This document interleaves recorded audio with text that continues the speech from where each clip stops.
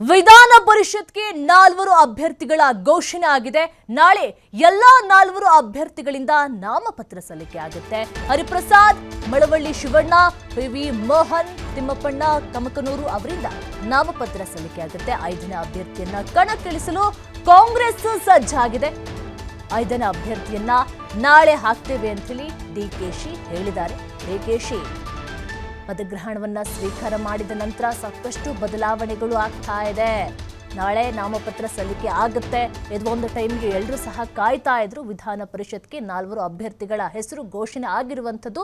ನಾಳೆ ಎಲ್ಲಾ 4 ಅಭ್ಯರ್ಥಿಗಳಿಂದ ನಾಮಪತ್ರ ಸಲ್ಲಿಕೆ ಆಗುತ್ತೆ. ಹರಿಪ್ರಸಾದ್, ಮಳವಳ್ಳಿ ಶಿವಣ್ಣ ಜೊತೆಗೆ ಪಿವಿ ಮೋಹನ್, ತಿಮ್ಮಪ್ಪಣ್ಣ ಕಮಕನೂರು ಅವರಿಂದ ನಾಮಪತ್ರ ಸಲ್ಲಿಕೆ ಆಗುತ್ತೆ. 5ನೇ ಅಭ್ಯರ್ಥಿಯನ್ನ ಕಣಕ್ಕಿಳಿಸಲು ಕಾಂಗ್ರೆಸ್ ಸಜ್ಜಾಗ್ತಾ ಇದೆ. ಹಾಗಾದ್ರೆ ಆ 5ನೇ ಅಭ್ಯರ್ಥಿ ಯಾರಾಗಿರ್ಬೋದು ಎಲ್ಲ ಪ್ರಶ್ನೆ ಸಹ ಹುಟ್ಕೊಳ್ತಾ ಇದೆ. 5ನೇ ಅಭ್ಯರ್ಥಿಯನ್ನ ನಾಳೆ ಹಾಕ್ತೇವೆ, ನಾಳೆ ಫೈನಲ್ ಮಾಡ್ತೇವೆ ಅಂತ ಹೇಳಿ ಡಿಕೆಶಿ ಅವರು ಸ್ಟೇಟ್ಮೆಂಟ್ ಅನ್ನ ಕೊಟ್ಟಿರುವಂಥದ್ದು. ಇದಕ್ಕೂ ಸಹ ನಾನಾ ಕಸರತ್ತುಗಳ ನಡೆದಿತ್ತು. ಈಗ ಎಲ್ಲವೂ ಸಹ ಫೈನಲ್ ಆಗ್ಬಿಟ್ಟಿದೆ. ಇನ್ನು 5ನೇ ಅಭ್ಯರ್ಥಿ ಮಾತ್ರ ಬಾಕಿ ಉಳಿದಿರೋದ್ರಿಂದ ಅವರು ಯಾರಾಗಬಹುದು ಎಂಬ ಪ್ರಶ್ನೆ ಸಹ ಈ ಸಂದರ್ಭದಲ್ಲಿ ಉಲ್ಬಣ ಆಗ್ತಾ ಇದೆ. ಡಿಕೆಶಿ ಅವರು ಕುರ್ಚಿ ಮೇಲೆ ಕುಳಿತುಕೊಂಡ ತಕ್ಷಣ ಸಾಕಷ್ಟು ಬದಲಾವಣೆಗಳು ಆಗ್ತಾ ಇದೆ.